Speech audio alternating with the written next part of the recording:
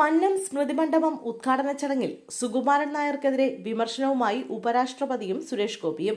NSS general secretary G Sukumaran നായർക്കെതിരെ കടുത്ത വിമർശനവുമായി ഉപരാഷ്ട്രപതി CP രാധാകൃഷ്ണനും കേന്ദ്രമന്ത്രി സുരേഷ് ഗോപിയും ഒരേ വേദിയിൽ സംസാരിച്ചിരിക്കുകയാണ്.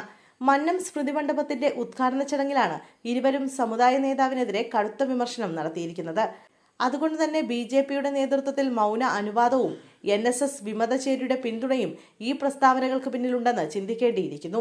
മന്നം സ്മൃതി എന്നത് എല്ലാവർക്കുമുള്ള ഇടമാണെന്നും താനാണ് ജനറൽ സെക്രട്ടറി, ഇന്നയാൾ വരരുത് എന്ന് പറയാൻ ആർക്കും അവകാശമില്ല എന്നുമാണ് ഉപരാഷ്ട്രപതി തുറന്നടിച്ചത്. ഇന്നയാൾ വരണ്ട, ഇന്നയാൾ വരണം എന്ന് താൻ തീരുമാനിക്കുമെന്ന ചിന്ത ഒരാൾക്കും ഉണ്ടാകാൻ പാടില്ലെന്ന് ഉപരാഷ്ട്രപതി പറഞ്ഞു. ഉപരാഷ്ട്രപതിക്ക് പിന്നാലെ ചടങ്ങിൽ പങ്കെടുത്ത കേന്ദ്രമന്ത്രി സുരേഷ് ഗോപിയും NSS നേതൃത്വത്തിനെതിരെ കടുത്ത വിമർശനം ഉന്നയിച്ചു. പെരുന്ന സ്വയം ശുദ്ധീകരിക്കപ്പെടുമെന്നായിരുന്നു കേന്ദ്രമന്ത്രി സുരേഷ് ഗോപിയുടെ പ്രതികരണം. അവിടുത്തെ നിലവിലെ നേതൃത്വം സ്വയം ശുദ്ധീകരിക്കപ്പെടുകയോ അല്ലെങ്കിൽ കാലം അവരെ തിരുത്തുകയോ ചെയ്യും. പഴയ രീതികൾക്ക് ബദൽ മാർഗങ്ങൾ കണ്ടെത്തേണ്ടതുണ്ടെന്നും സുരേഷ് ഗോപി കൂട്ടിച്ചേർത്തു. തെരഞ്ഞെടുപ്പിന് ശേഷം വലിയ മാറ്റങ്ങൾ കണ്ടു തുടങ്ങിയിട്ടുണ്ടെന്നും ഡൽഹിയിലേത് മികച്ച മാതൃകയെന്നും സുരേഷ് ഗോപി കൂട്ടിച്ചേർത്തു. NSS വിമത വിഭാഗത്തിനുള്ള BJPയുടെ പിന്തുണയായി വേണം സുരേഷ് ഗോപിയുടെ ഈ വാക്കുകളെ വിലയിരുത്താൻ. ഡൽഹിയിലെ NSS കൂട്ടായ്മയുടെ നേതൃത്വത്തിൽ ദ്വാരകയിലാണ് മന്നം സ്മൃതി മണ്ഡപം നിർമ്മിച്ചത്.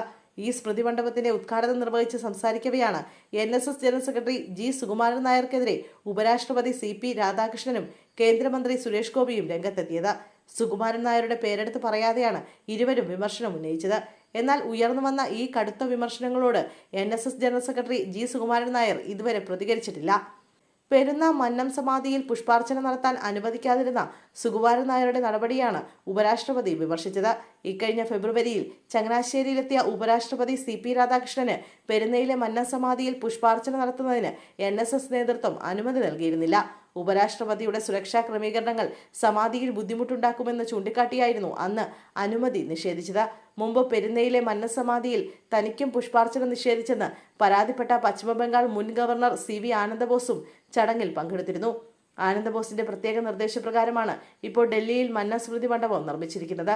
ചടങ്ങിൽ NSS കേരള നേതൃത്വത്തെ അകറ്റി നിർത്തിയെന്നതും ശ്രദ്ധേയമാണ്. NSS നേതൃത്വത്തിനെതിരെ ശക്തമായ നീക്കം വരും ദിവസങ്ങളിൽ ഉണ്ടാവുമെന്ന സൂചന കൂടിയാണ് ഡൽഹി യോഗം നൽകുന്നത്.